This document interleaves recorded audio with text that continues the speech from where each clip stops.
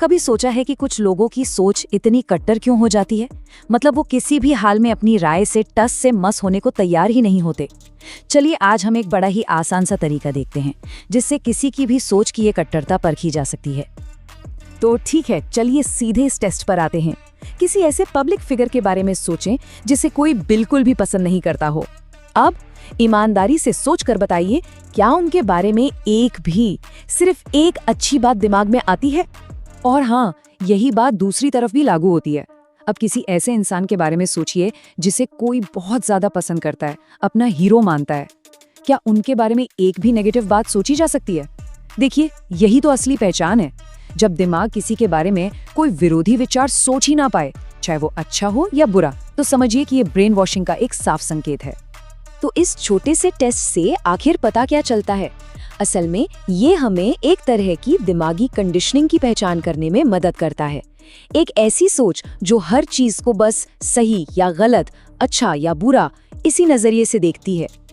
तो ये brain washing आखिर है क्या? इसे ऐसे समझिए, ये दिमाग को दी गई एक तरह की ट्रेनिंग है जिससे वो बारीकियों को देखना ही बंद कर देता है। नतीजा, दिमाग कुछ लोगों को या तो 100% देवता मान लेता है या फिर 100% शैतान। बीच का रास्ता वो तो जैसे है ही नहीं। ये स्लाइड असल में हकीकत को बहुत अच्छे से समझाती है। जरा सोचिए, क्या ऐसा मुमकिन नहीं कि कोई हीरो जो लोगों की जान बचाता हो अपनी निजी जिंदगी में उतना अच्छा ना हो? या फिर एक बहुत ही क्रूर तानाशाह जिसे दुनिया बुरा कहती है, वो अपने कुत्ते से बेइंतहा प्यार करता हो? असल दुनिया ऐसी ही होती है, उलझी हुई, ब्लैक एंड व्हाइट नहीं। तो अब सवाल ये उठता है कि आखिर किसी का दिमाग इस तरह सोचने के लिए तैयार कैसे हो जाता है? ये होता कैसे है? ये प्रोसेस आमतौर पर 3 स्टेप्स में होता है। सबसे पहले एक ही इंसान को बार बार लगातार एक ही रोशनी में दिखाया जाता है, मान लीजिए नेगेटिव। फिर दूसरा स्टेप, उसके बारे में कोई भी अच्छी बात या कहानी का पूरा संदर्भ ही गायब कर दिया जाता है। और आखिर में नतीजा ये होता है कि दिमाग की प्रतिक्रिया एकदम ऑटोमेटिक हो जाती है। नाम सुना और बटन दब गया, अच्छा या बुरा, सोचने की जरूरत ही नहीं।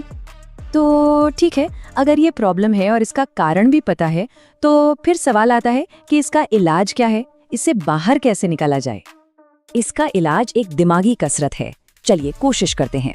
उस इंसान के बारे में सोचें जिसे कोई सबसे ज्यादा नापसंद करता है।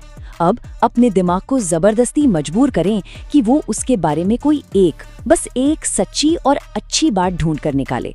आप महसूस करेंगे कि दिमाग ऐसा करने से कतराएगा, एक रुकावट सी महसूस होगी। और पता है, यही इस पूरे आइडिया का सबसे कमाल का हिस्सा है। ये जो दिमागी रुकावट महसूस होती है ना, जो दिमाग का विरोध है, वही तो असल में ब्रेन वॉशिंग है।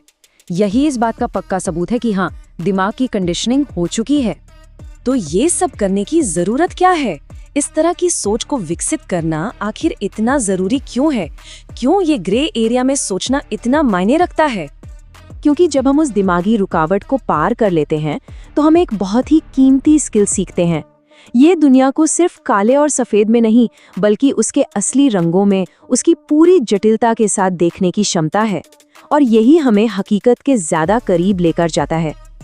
और ये हमें एक आखिरी और शायद सबसे मुश्किल सवाल पर लाकर छोड़ देता है। इस टेस्ट को सिर्फ लोगों पर नहीं, बल्कि अपने उन विचारों पर आजमा कर देखिए जिन्हें हम सबसे मजबूती से मानते हैं। क्या कोई ऐसा आइडिया है जिसमें हम कोई दूसरी राय सुनने तक को तैयार नहीं हैं? सोचिएगा जरूर।